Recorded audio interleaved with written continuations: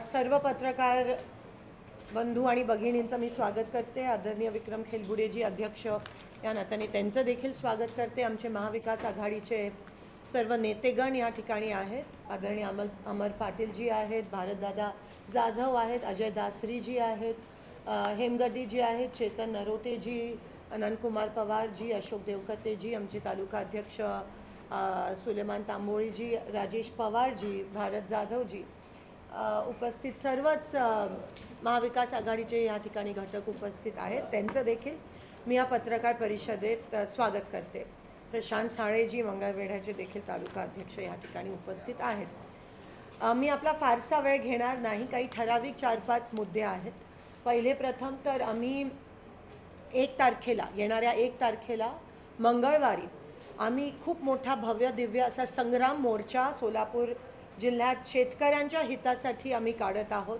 ह्या फसव्या सरकारने शेतकऱ्यांसाठी काही केलं नाही. मागच्या 3 वर्षात ह्या सरकारने मोठ्या मोठ्या घोषणा केल्या, गाजर दाखवण्याचा प्रयत्न केला, पण अस्तित्वात ह्या सरकारने शेतकऱ्यांसाठी काहीही केलं नाही. आता निवडणुकीच्या तोंडावर लाडकी बहीण योजना आणली आणि मी आधीपासून म्हणत होती की आधी खालून देत होते, आता वरून देत आहेत. ही एक प्रकारची ब्राईब झाली आणि महिला खूप हुशार आहेत, त्यांना माहिती आहे. मागच्या इलेक्शनमध्ये पण आपल्या लोकसभेच्या दिसून आलं. खरं तर परवाचं इलेक्शन लोकसभेचं हे आपल्या देशातलं अतिशय एक turning point, game changer election होतं. कारण का लोकशाही टिकली, लोकांनी लोकशाही टिकवली, लोकांनी संविधानाचा मान ठेवला. BJPनी सामदाम दंड वापरून सुद्धा लोकांनी लोकशाहीला मतदान केलं आणि त्या विरोधात, प्रवाहाच्या विरोधात जाऊन मतदान केलं आणि त्याचं महाराष्ट्रात तुम्हाला त्याचे नतीजे त्या ठिकाणी दिसले. विधानसभेची घोषणा अजून झाली नाही आहे ह्या सरकारकडून. मुद्दामून 2 महिने पुढे ढकललं, कारण का कदाचित अजून लाडक्या बहिणींना त्या ठिकाणी टेबलाच्या वरून एक प्रकारची लाच द्यायची होती असा आमचा आरोप आहे. दुसरी सर्वात महत्त्वाची गोष्ट जी ह्या सरकारकडून सोलापुरात करण्यात आली, एअरपोर्टचं उद्घाटन. आता आपल्याला सगळ्यांना माहिती आहे की आपल्या सोलापुरात, आपल्यासमोर मी एक संक्षिप्त सोलापूर एअरपोर्टचा इतिहास त्या ठिकाणी मांडला आहे की आपल्या इथे एअरपोर्ट किती वर्षापासून आहे, किती मोठी विमानं ह्या ठिकाणी लँड झाली आहेत, कधीही कोणत्याही प्रकारचा अडथळा नसताना विमानं लँड झालेत, असताना लँड झाले. तो अडथळा काढल्यावर पण ह्या ठिकाणी पंतप्रधानांचं स्वतः, आणि तुम्हाला माहिती आहे जेव्हा पंतप्रधान येतात तेव्हा ते एमरर विमानातून येतात. जेव्हा सुशीलकुमार शिंदे साहेबांचा वाढदिवस होता 75वा, तेव्हा आम्ही 29 विमानं ह्या ठिकाणी लँड केलेली. प्रेसिडेंटचं पण विमान ह्या ठिकाणी लँड झालं. स्वतः गृहमंत्री असताना त्यांचं फॅल्कन किंवा एमरर जे ATR एवढं असतं, आपल्या इथे ATR पण लँड होत होते. विमानतळ सोलापुरात आधीपासून आहे. तुम्ही किती फसवणार आहात सोलापूरकरांना? आम्ही विमानतळ नाही, आम्ही विमान सेवेची मागणी करतोय. विमान सेवाचा नामोनिशान नाही आहे तुमच्या एअरपोर्टमध्ये. एअरपोर्टचं उद्घाटन परवा घेतलेलं आता रद्द करून दिल्लीत 2 मिनिटाचं. तुम्ही अजून किती फसवणार आहात? एअरपोर्ट आमचं आहे. आमची रनवेची स्ट्रिप पण, त्याची साईज पण वाढवण्यात आली. लँडिंग होते मोठ्या मोठ्या विमानांचं आणि आज तुम्ही लोकांना सांगताय की एअरपोर्टचं उद्घाटन होतं आहे. म्हणजे नेमकं काय चाललंय तुमचं? आणि ते पण ऐन इलेक्शनच्या तोंडावर तुम्ही एअरपोर्टचं उद्घाटन करताय. विमान सेवा कधी सुरू करणार? आणि मग मागचे 3 वर्ष काय करत होतात तुम्ही? तुम्हाला खरंच एअरपोर्टचं उद्घाटन घ्यायचं होतं तर आत्ता ऐन इलेक्शनच्या तोंडावरच का? जे एअरपोर्ट ऑलरेडी आहे त्याचंच पुन्हा एकदा तुम्ही उद्घाटन घेणं म्हणजे किती आपली दिशाभूल करतायत, किती आपल्या जनतेला फसवतायत. ह्या फसव्या सरकारची आपल्याला रणनीती कळते. ह्या ठिकाणी संक्षिप्त मी तुम्हाला वाचून दाखवत नाही कारण का वेळ जाईल, पण सगळं ह्या ठिकाणी लिहिलं आहे की किंगफिशर रेड कसं 2009ला सुरू होतं, टेक ऑफ लँडिंग व्हायचे. त्यानंतर 75व्या वाढते एमरर आणि फॅल्कन आपण लँड केले. DGCAने कितींदा परमिशन दिली लँडिंगसाठी. आणि विनोदाचा भाग म्हणजे परवाचं उद्घाटन संध्याकाळी 7 वाजता होतं. आपल्या इथे नाईट लँडिंग पण नाही आणि उद्घाटन तुम्ही 7 वाजता संध्याकाळी घेता. म्हणजे किती चेष्टा ही. शेवटी लोकांचा तुम्ही धज्जा उडवताय आणि लोकांना तुम्ही फसवताय. आम्ही काही अधिकाऱ्यांशी बोललो, ते अधिकारी म्हणाले मॅडम अजूनही एअरलाईन एअर सेवा विमान सेवा कधी सुरू होणार आहे अजूनही आम्हाला त्याचा आतापत्ता नाही आहे. कोणाशीही बोलणं झालं नाही आहे, ना स्टार अलायन्सशी झालं आहे, ना इंडिगोशी झालं आहे. कोणत्याही छोट्या जे ATR सर्व्हिसेस असतात त्यांच्याशी बोलणं झालं नाही आहे. त्या उलट आमचं बोलणं सुरू आहे, पण आम्ही त्याचा जोपर्यंत ग्रीन सिग्नल येत नाही तोपर्यंत आम्ही तुमच्यासमोर त्या गोष्टी आणणार नाही आहोत. पण ह्यांचं खोटं तुमच्यासमोर आणणं हे गरजेचं वाटलं. विमान सेवा अजूनही सोलापूरला कधी सुरू होणार नाही आहे ह्याचा कोणालाही आता पत्ता नाही आहे. हे मी क्लिअरली रेकॉर्डवर आणू इच्छित आहे. जोपर्यंत विमान सेवा सुरू होत नाही तोपर्यंत IT कंपनी असेल, कोणत्याही कंपनीज असतील त्या इथे येणार नाही आहेत. तुमची फक्त मोठ्या प्रमाणात हे सरकार केवळ इलेक्शन आहे म्हणून दिशाभूल करण्याचा हे सरकार प्रयत्न करत आहे. दुसरे महत्त्वाचे जे शेतकऱ्यांचे मुद्दे ज्याच्यामुळे आम्ही मोर्चा काढणार आहोत, शेतीमालाला हमीभाव अजून मिळत नाही आहे या सरकाराकडून. पंचनामे झाले अतिवृष्टीचे, अजूनही नुकसान भरपाई शेतकऱ्यांना मिळाली नाही आहे. तूर असेल, उडीद असेल त्याची नोंद पण नाही आहे. मंगळवेढा तालुका डावरण्यात आला आहे. काही पिकांपासून त्याची अंमलबजावणी त्या ठिकाणी होत नाही आहे. रेशन दुकानात धान्य मिळत नाही आहे. रेशन दुकानात मी तुमच्या समोर काही शॉकिंग गोष्टी मांडू शकते. आम्ही ह्या दर्जाचं तांदूळ त्या रेशन दुकानामध्ये परवा आंदेगाव अक्कलकोटला देण्यात आला. प्लास्टिक आहे, मी तो स्वतः चावून बघितला आणि तो शिजवल्यावर असा दिसतो. मी तुम्हाला सॅम्पलसाठी ते तुम्हाला सर्क्युलेट करते. रेशन दुकानात लोकांची नावं कट झाली आहेत, माल मिळत नाही आहे. त्या ठिकाणी शेतकऱ्यांच्या पाणीपट्टीत 10 पट वाढ झाला आहे. ही अतिशय शॉकिंग गोष्ट या सरकारने केली आहे. पण लाडकी बहिणीमुळे ही दरवाढ जी आहे, ही जो वाढ आहे पाणीपट्टी वाढ, ती कमी करा तुम्ही. शेतकरी सगळे खुश होतील, पण ते पण अजून त्या ठिकाणी करण्यात आलं नाही आहे. त्या गोष्टीचा आम्ही निषेध करत आहोत. शेतीचे जे अवजार आहेत GST 18% अजूनही आहे आणि 18% 18,000 रुपये वर्षाला घेतात आणि दुसरीकडे 6,000 रुपये देण्याचं ढोंग हे सरकार करत आहे. परवा 7.5 HP वीज बिल माफ करण्यात आलं, पण मोस्टली सगळ्या शेतकऱ्यांकडे 7.5च्या वर HP आहे. तर त्याचं वीज बिल तुम्ही कधी माफ करणार आहात हा आमचा प्रश्न आहे. त्यानंतर मंगळवेढ्याचा 24 गावाचा पाण्याचा प्रश्न अजून त्या ठिकाणी सोडवला नाही आहे. MSPचा सर्वात महत्त्वाचा प्रश्न, जोपर्यंत हे सरकार MSP फिक्स करत नाही तोपर्यंत आज दरवाढ असेल, सोयाबीन तेलाच्या संदर्भात असेल, अनेक पिकांच्या संदर्भात असेल, दरवाढ होते. प्रोडक्शन एवढा असून दरवाढ होते आहे. सर्वात जो चेष्टेचा भाग करू का काय, नफेखोरांना फायदा होईल असं हे सरकार काम करत आहे. सर्वात मोठा त्यांचा जो नफेखोर आहे तो श्री गौतम अदानी आहेत आणि त्यांना फायदा होईल अशा प्रकारचं ते कारभार करत आहेत. एजंटना मदत होण्यासाठी, शेतकऱ्यांचे हाल होण्यासाठी हे सरकार या प्रकारे नियोजनच नाही आहे, पण स्ट्रॅटेजी करत आहे. कॅनालमध्ये त्या ठिकाणी अनेक ठिकाणी पाणी अजून सोडण्यात आलं नाही आहे. सोलापूर शहरात अजूनही पाणी 5-6 दिवसाआड येतं. ह्या वर्षी पाऊस चांगला झाला आहे, प्रोडक्शन पिकांचं चांगलं झालं आहे, पण त्यांना MSP फिक्स नसल्या झाल्यामुळे शेतकऱ्यांचे हाल त्या ठिकाणी होत आहेत. घरकुल योजनेसाठी कोणत्याही गावात गावठाण जमीन नाही आहे म्हणून ही जी प्राईम मिनिस्टर आवास योजना आहे ती बोगस आहे. ही फक्त ऑन पेपर आहे. अस्तित्वात कुठेही घरकुल योजना ही अंमलात आणली नाही आहे, कारण का कोणत्याही गावांमध्ये गावठाण जमीन राहिली नाही आहे. आमचा अनेक दिवसापासून कलेक्टरना आग्रह आहे की गायरान तुम्ही गावठाणमध्ये कन्वर्ट करा, पण त्याबद्दल पण अजूनही आम्हाला वेळ दिली नाही आहे आणि ती प्रक्रिया सुरू नसल्या केल्यामुळे अनेक शेतकरी, अनेक गावकरी ह्या योजनेपासून वंचित आहे. ओला दुष्काळ जाहीर करा अशी आमची मागणी आहे, ते पण अजून करण्यात आलं नाही आहे. अनेक गावात ग्रामसेवक आणि कोतवाल नियुक्ती झाली नाही आहे. ॲडिशनल चार्ज सगळ्या ठिकाणी गेला आहे. MSEB एका वायरमॅनकडे 3-3, 4-4 चार्ज असतात आणि तो वायरमॅन लोकांचे फोन पण उचलत नाही.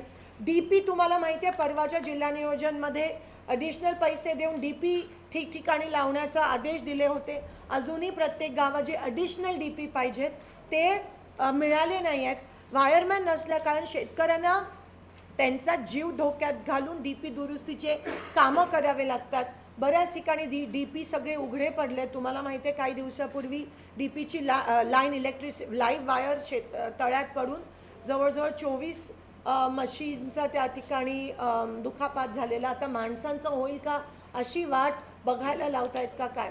MSEBकडून खूप आरेरावीचं त्या ठिकाणी व्यवहार चालला आहे.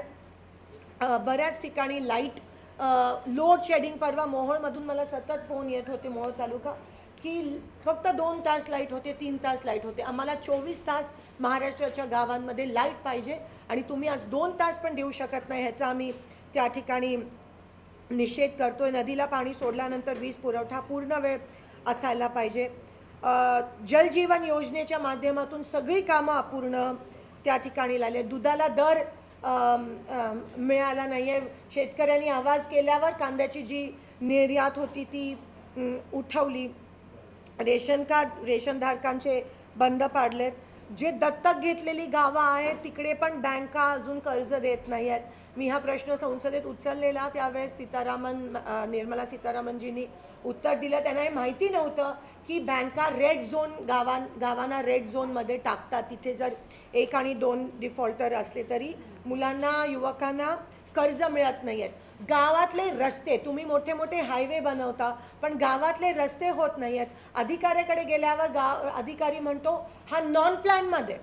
ठराविक उत्तर मिळतं हा नॉन प्लॅनमध्ये रस्ता आहे आणि म्हणून आमच्याकडे निधी नाही आहे. आमची मागणी आहे की सगळे नॉन प्लॅनचे रस्ते प्लॅनमध्ये घ्या आणि ताबडतोब गावांमधले अंतर्गत रस्ते किंवा 2 गावांना अंतर्गत रस्ते जे जोडणार आहेत त्यांची कामं सुरू झाली पाहिजे. आम्ही निषेध करतो कारण का खड्ड्यांचं साम्राज्य आपल्या सोलापूर शहरात आणि गावांमध्ये झालं आहे.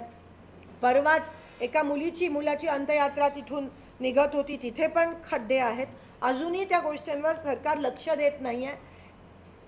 तळागाळातल्या हे सरकार नाही आहे. हे सरकार आता फक्त सत्तेसाठी स्वतःचे खिसे वाचवण्यासाठी पोकळ सरकार आहे.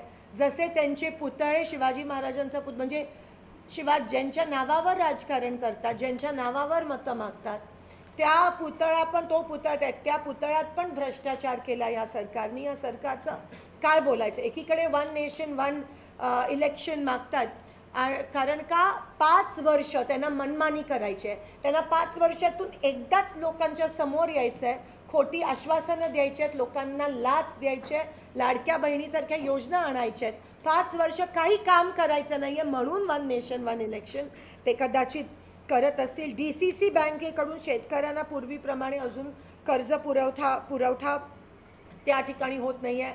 महाराष्ट्रामध्ये आरक्षणाचे मुद्दे पेटलेत. मराठा, धनगर, कोळी आरक्षण, अल्पसंख्याक आरक्षण.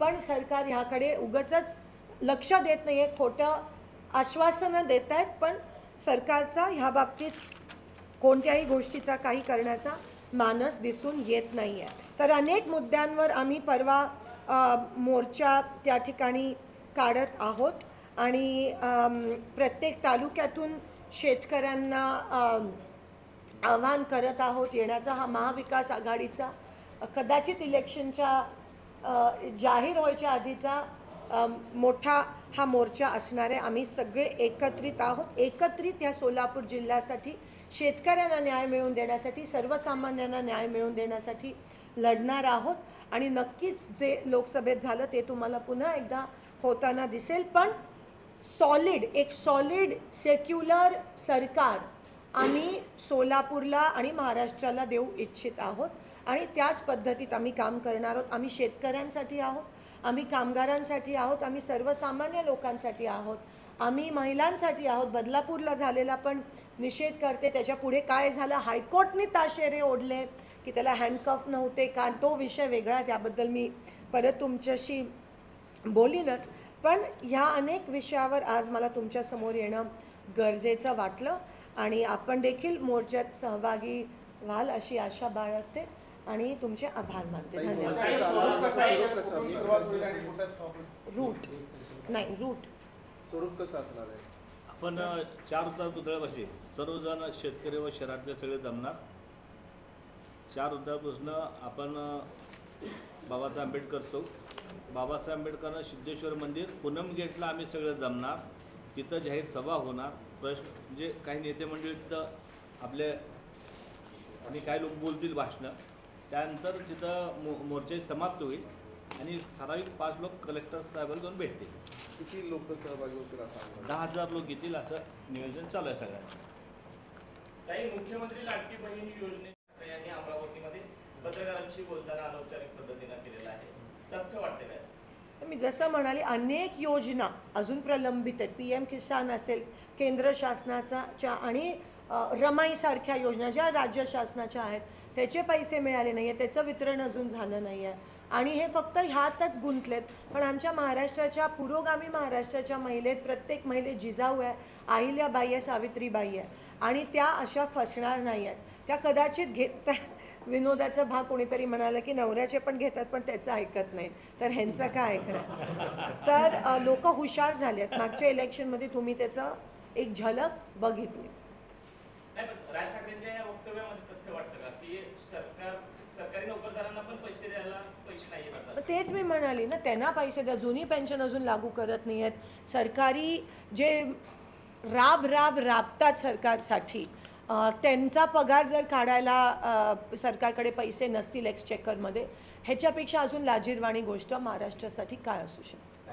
महाविकास आघाडी सत्तेवर आल्यानंतर हीच लाडकी बहीण योजना अधिक सुधारित पद्धतीने 3,000पर्यंत दरमहा आम्ही काँग्रेसच्या अजेंडामध्ये आणि बाकीच्या पार्टीच्या मॅनिफेस्टोमध्ये सुद्धा महालक्ष्मी योजना आम्ही त्या ठिकाणी जाहीर केली आहे. त्यानंतर अनेक वर्षापासून संजय गांधी निराधार योजनेच्या माध्यमातून जे पेन्शन मिळतं ते अगदी किरकोळ आहे, 1,500 रुपयेच मिळतं आणि ते वाढवण्याचं पण आमचा मानस आहे. आमचे जे काही डिसिजन्स असतील ते पॉलिसी डिसिजन्स असतील, म्हणजे सबसिडीजच्या माध्यमातून, योजनेच्या माध्यमातून. ही लाडकी बहीण आईन इलेक्शनच्या तोंडावर अचानक तुम्ही योजना जाहीर करता, काही पॉलिसी डिसिजन नाही, म्हणजे हे जाहीर आहे की हे तुम्ही महिलांना इलेक्शनसाठी इलेक्शन सॉप म्हणून.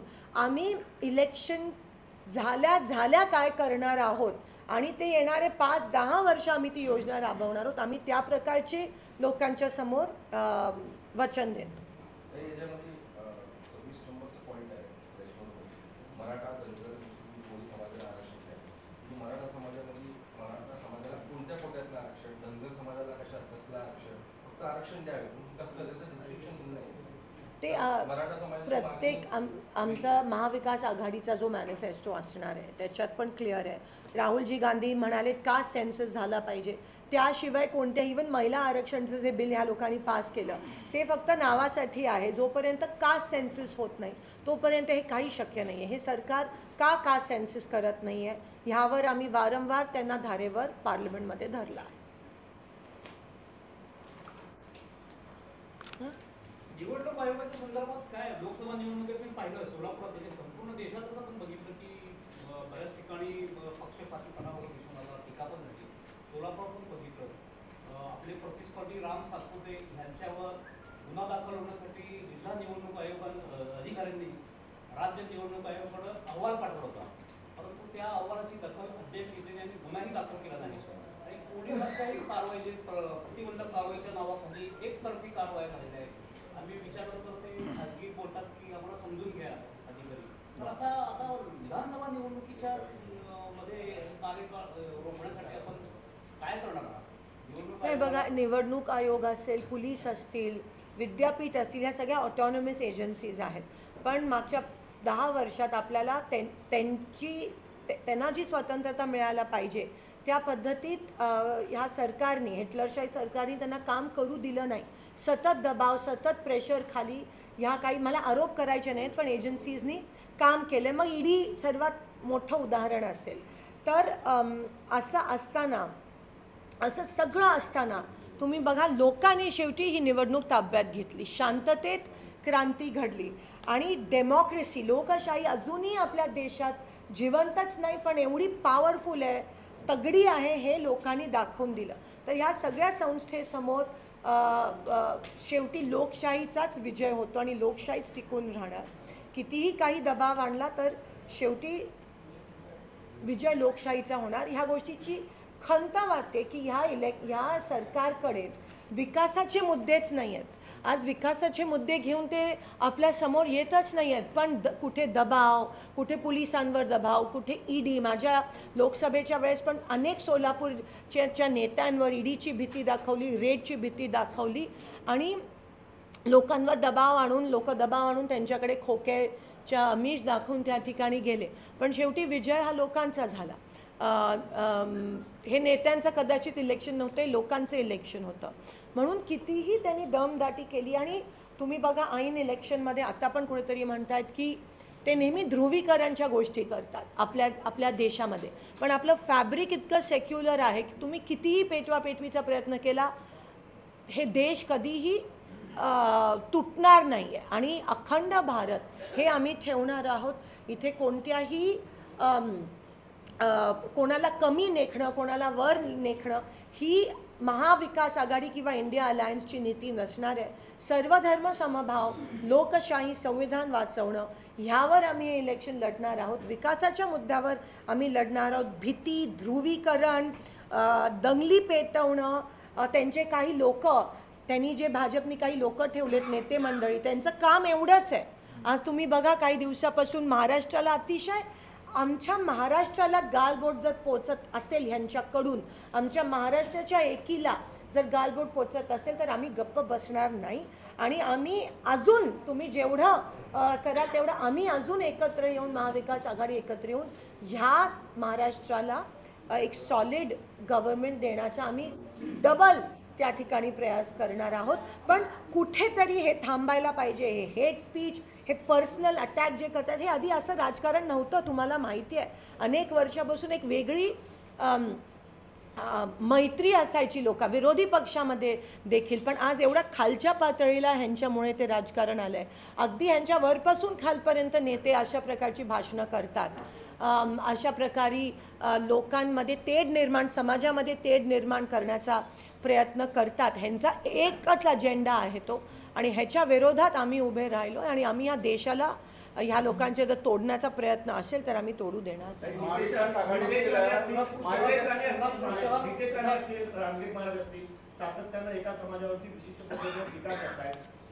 ह्यांचे हे काही लोक ठेवले जे असं करतात आणि त्यांचा प्लॅनच आहे आता इलेक्शनच्या तोंडावर.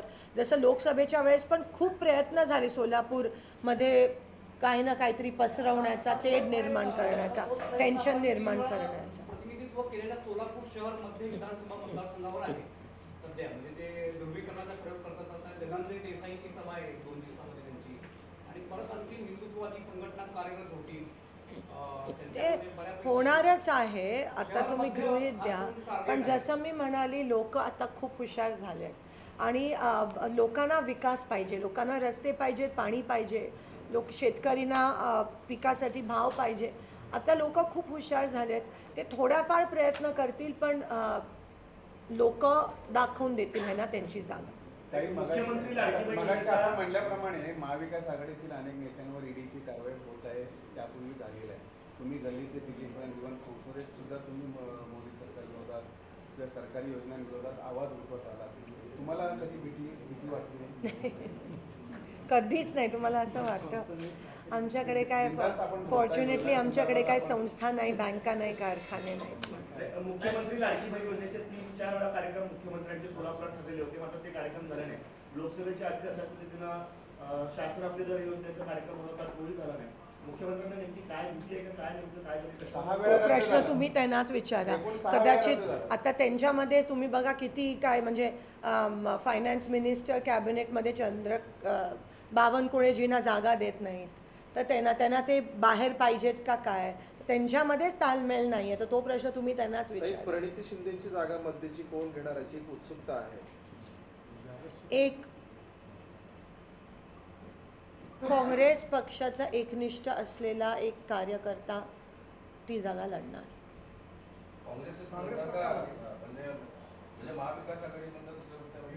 सहकारी पक्ष सुद्धा मागतात जागेचं वाटप आणि ह्यावर अजून ठरतंय, पण मी माझी भूमिका स्पष्ट केली.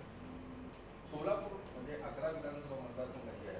काँग्रेसला किती मिळणार? कारण तुम्ही परवाच्या मीटिंगमध्ये जी आहे काँग्रेसच्या बैठकीमध्ये 6 जागांवर तुम्ही मागणी केली. बघा, आम्ही सगळे 3 जण, सगळे वरिष्ठ नेते एकत्र बसून व्यवस्थितरित्या काही भांडणं न होता, काही न होता, काही आर्ग्युमेंट्स न होत्या जागेच्या वाटपाबद्दल चर्चा होणार आहे आणि त्या पद्धतीतच ह्या वाटप सगळ्यांना आमचा शेवटी विजय महाविकास आघाडीच्या जास्तीत जास्त जागा सोलापुरात जिल्ह्यात आल्या पाहिजेत, हा आमचा ध्येय आहे. आता 11 पैकी किती टार्गेट ठेवलं? तुम्हाला लवकरच कळेल. जिल्ह्याच्या पातळीवरती एक नायक चांगला झाला की शिंदे साहेब, विजयसिंग मोहिते पाटील आणि पवार साहेब हे एकत्र उद्या त्याची प्रचिती येणार आहे.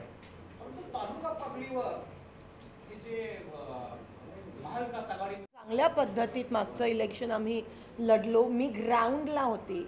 मला माहिती आहे की माझ्याबरोबर किती शिवसेनेचे असतील, किती राष्ट्रवादी शरद पवार गट, किती शिवसेना उद्धव ठाकरे साहेब गट, शरद पवार साहेब गट, हे सगळे रात्रंदिवस राबलेले कार्यकर्ते आहेत आणि शेवटी आम्ही सगळे आमचा एकच विरोधक आहे, तो म्हणजे भाजप महायुती. आणि आम्ही सगळे एकत्रित आहोत, सगळे एकत्रित लढणार आहोत आणि सगळे सोलापूरला एक स्थिर सरकार, जास्तीत जास्त महाविकास आघाडीचे आमदार निवडून येतील, ही काळ्या दगडावरची रेघ. आता तुम्ही ते एअरपोर्टचं व्हिजिट बघा ना, एक आमदार वेगळे जातात, दोन एकत्र जातात, पाहणी करतात. म्हणजे उद्घाटन कॅन्सल झालं त्याच्या दुसऱ्या दिवशी ही पाहणी आधी व्हायला, आणि कसली पाहणी करताय तुम्ही, काय करताय, किती फसवताय लोकांना. तर आम्ही सगळे एकत्रित आहोत आणि ह्याच पद्धतीत लोकांसमोर एकत्रितरित्या जाणार आहोत. जिल्ह्यात किती ठिकाणी काँग्रेस जागा मागे? नाही, मी त्या प्रश्नाचं उत्तर दिलं आहे. बदलापूरमध्ये जी घटना घडली आहे तर मग बॅनर लावली गेली, मुख्यमंत्री यांनी हातात पिस्तूल घेतली, त्याचा काय परिणाम आहे? बघा, बदलापूरमध्ये जी घटना घडली, आता लहान मुलींना पण सोडत नाही आहे. एवढा वेळ लावला FIR लॉन्च करायला. ते जे 2 ट्रस्टी आहेत ते अजूनही फरार आहेत. त्यांना का नाही अटक होत आहे? ते BJPचे कार्यकर्ते आहेत, त्यांना अजूनही अटक होत नाही. त्या गोष्टीचा आम्ही निषेध करतो. एन्काउंटर करण्यात आलं का काय, हायकोर्टने ऑलरेडी ह्यावर ताशेरे ओढलेत. एक सिनियर इन्स्पेक्टर कधीही अशा केसमध्ये व्हॅनमध्ये नसतो, तो का होता? पिस्तूल लोडेड होती का लोडेड नव्हती, मग ती लोड कशी झाली किंवा अनलॉक कशी झाली, एवढं करेपर्यंत एवढ्या पोलिसांनी कसं त्याला दाबून, अनेक प्रश्न निर्माण झालेत. पण मूळ मुद्दा असा आहे की लहान मुलींवर, चिमुकल्यांवर जो अत्याचार करणारी जी विकृत मानसिकता आपल्या समाजात पोचली आहे आणि जी पसरते आहे आणि त्याला वरती BJPचे नेते सहकार्य करतायत, त्याचं समर्थन करतायत, ही आज आपल्या देशासाठी आणि आपल्या पुरोगामी महाराष्ट्रासाठी ही लाजिरवाणी गोष्ट आहे की अशा गोष्टींचं समर्थन होत आहे. आणि हा महाराष्ट्र हा जिजाऊचा आहे, सावित्रीबाईंचा आहे, अहिल्याबाईंचा आहे. ह्या देशात पहिल्या पंतप्रधान पहिल्या महिला पंतप्रधान इंदिरा गांधी होत्या, प्रतिभाताई पाटील पहिल्या महिला राष्ट्रपती होत्या. आणि आज ह्या देशात जर असं होत असेल आणि कलकत्त्यात जे झालं ते अतिशय, म्हणजे मानसिकता, विकृत मानसिकतेला चालना आणि समर्थन देणारं हे BJP सरकार आहे. महिलांना वस्तू म्हणून दृष्टिकोन बघण्याचा जो आहे तो BJP आल्यापासून जास्त वाढला आहे. मुख्यमंत्र्यांनी जे पिस्तूल हातात घेऊन बॅनर लावले, आणि असं ते सगळे गुंड प्रवृत्तीचेच आहेत ना सगळेजण. म्हणजे आज त्यांचे जे 2-3 लोक जे बोलतात, नेते बोलतात, ते सगळे हीच प्रवृत्ती. आज महाराष्ट्रात एवढी दहशत ह्यांच्यामुळे पसरली. पोलिसांना पण मला पोलिसांचं वाईट वाटतं. पोलीस वर्दीला केवढं महत्त्व असतं, वर्दीला एवढं महत्त्व असतं, आमदारापेक्षा खासदारापेक्षा त्या वर्दीला महत्त्वाचं असतं. पोलीस बघितलं की लोक घाबरतात. आज त्या पोलिसांना पण एवढ्या खालच्या पातळीवर ह्या सरकारने आणलं. मराठा आरक्षणाचा थेट बोलणं टाळलं होतं. तुम्हाला काय वाटतं, कोणते आश्वासक चेहरे काँग्रेसमध्ये महिला मुख्यमंत्री म्हणून असायला हवे किंवा आहे? नाही, देशभरात आज तुम्ही बघा, ममता बॅनर्जी असतील, कुठे आपल्या देशात अनेक राज्यांमध्ये महिला मुख्यमंत्री जेव्हा होतात तेव्हा ती अभिमानाची गोष्ट असते, कोणत्याही पक्षाची असले तरी. 50% आरक्षण आम्ही त्यासाठीच आणलं. आज काँग्रेसने जरी आरक्षण आणलं 50%, त्याचा फायदा सर्व पक्षीय महिलांना झाला. आणि म्हणून महिला मुख्यमंत्री कोणत्याही राज्यात होत असेल, मग महाराष्ट्रात होत असेल, तर तो अभिमानास्पद गोष्ट एक महिला म्हणून मला वाटते. पण मुख्यमंत्री कोण असणार, काय असणार, तो नंतरचा भाग आहे. पहिले आम्ही महाराष्ट्राला एक स्थिर सरकार देऊ इच्छितो आणि आम्हाला खात्री आहे की लोकसभेपेक्षा जास्त ताकदीने आम्ही उभं राहून जास्त सीट्स मिळतील. सोलापूरकडे एक चेहरा आहे की आपल्याकडे कॉन्ट्रोवर्सी. जयेश जर्बी कलेक्शन कॉटन, लिनन यासह अनेक ब्रँडेड कंपन्यांच्या सुटिंग शर्टिंग साठी जयेश जर्बी कलेक्शन, 7 रस्ता मोदी पंकाविहिरी जवळ Solapur. Mayur classic AC banquet hall अब शादी के लिए मिलेगा सिर्फ 1 लाख रुपए में। Mayur classic AC banquet hall, July Solapur. Management by spice end ice events.